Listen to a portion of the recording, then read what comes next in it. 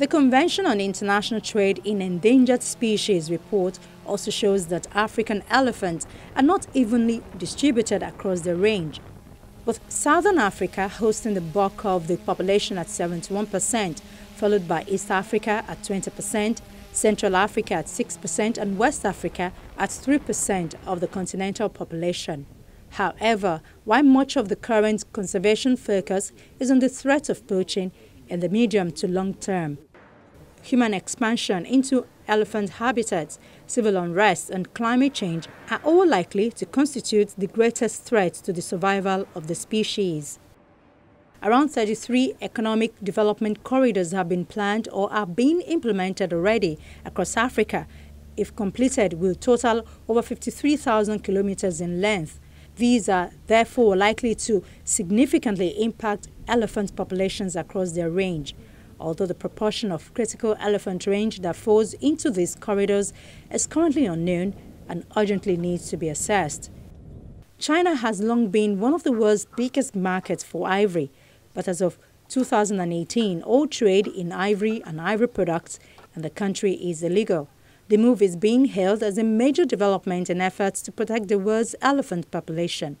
China has made a big push to eradicate ivory sales, and demand has fallen since early 2014 because of a crackdown on corruption and slower economic growth. Public awareness campaigns featuring celebrities have helped boost awareness of the bloody cost of ivory. Wildlife groups estimate 30,000 elephants are killed by poachers in Africa every year.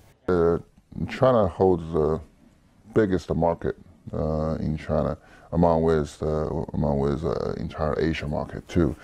And the market could be good and could be bad, depending on what kind of goods we purchase in there. And obviously, the ivory is cost animal life in there, in Africa, and anywhere in the world.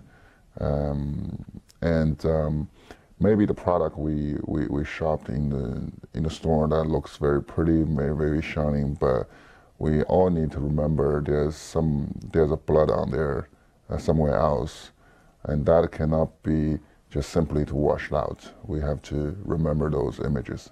China has allowed the sale of pre-convention ivory, which refers to products such as carvings and crafts, acquired before the 1975 Convention on International Trade in Endangered Species of Wild Fauna and Flora, as long as it is accompanied by certificates.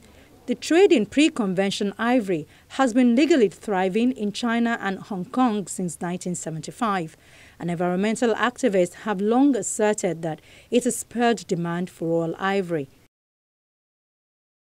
The ban on all ivory sales has already led to an 80% decline in seizures of illegal ivory into China, as well as a 65% decline in raw ivory prices.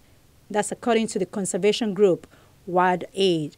Under the ban, China's 172 ivory carving factories and retail outlets will also close. Some factories and shops started closing in March 2017.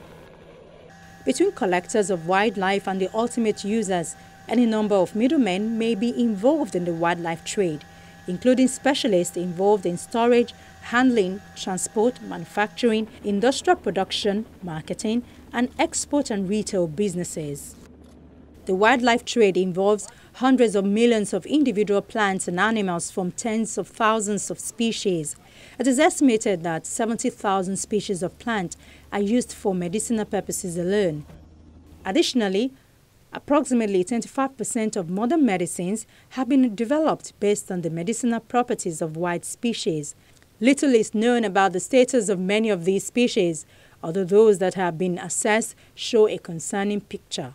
Timber and seafood are the most important categories of international wildlife trade in terms of both volume and value. On its part, the Nigerian Conservation Foundation therefore conceived the Green Recovery Nigeria initiative in response to the dire need for retaining a significant proportion of Nigeria's landmass on the forest. Since independence to date, we've gone from 40% forest cover to just 4%. And less than 1% hardwoods.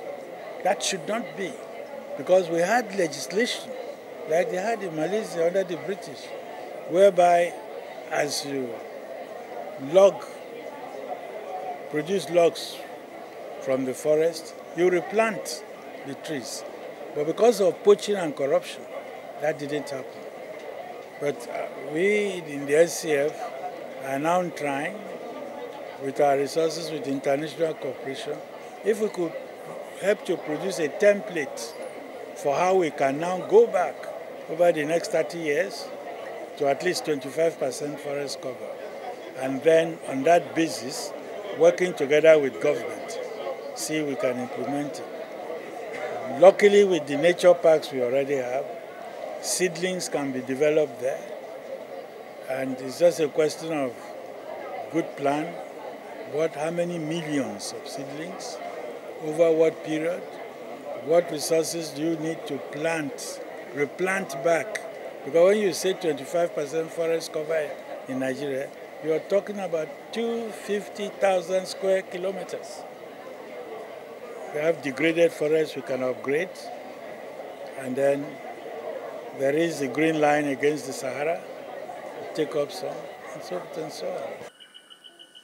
Forest resources are known to provide employment for over 2 million people through supply of firewood and poles, and more than 80,000 people also work in the log processing industries, especially in the forest zone of the southwest Nigeria. According to available statistics, Nigeria lost 36% of its primary forests between 1990 and 2005, putting the country second to Honduras and among the 10 countries with the highest deforestation rates in the world. Experts say the grim reality is that by 2046, Nigeria's forest land will be reduced to grasslands in the absence of an intervention. The implication of this on national stability will no doubt be catastrophic, as forest-dependent people will be stripped of their livelihood.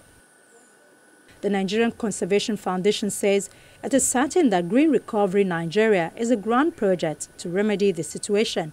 The overall goal of this project is to firmly establish a forest rehabilitation scheme in 25% of Nigeria's total land mass from 2017 to 2047, while simultaneously promoting actions to curb deforestation and forest degradation. We say we're trying to replant Nigeria from 4% to 25%. Not that we're going to buy seeds and plant trees, but to encourage, instigate others to do that project, whether it is at a corporate level or government level.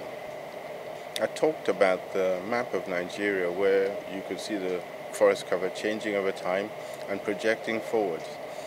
We have a plan to visit selected states in Nigeria and show them their map, where they were 20, 30 years ago, where they are today and where they're going to, and ginger them to say that, look, Project X to make your land arable, it will benefit you because your land is now economic. The trees, you need to protect it. We need that forest cover. And if we can get the state governments interested and we can get matching funding from overseas donors or local donors, I believe we can get something started. However, the requirements for its implementation are huge and may seem unachievable, but with cues from previous global reforestation projects, the Nigerian Conservation Foundation says it is confident that the Green Revolution Nigeria will turn out a success story.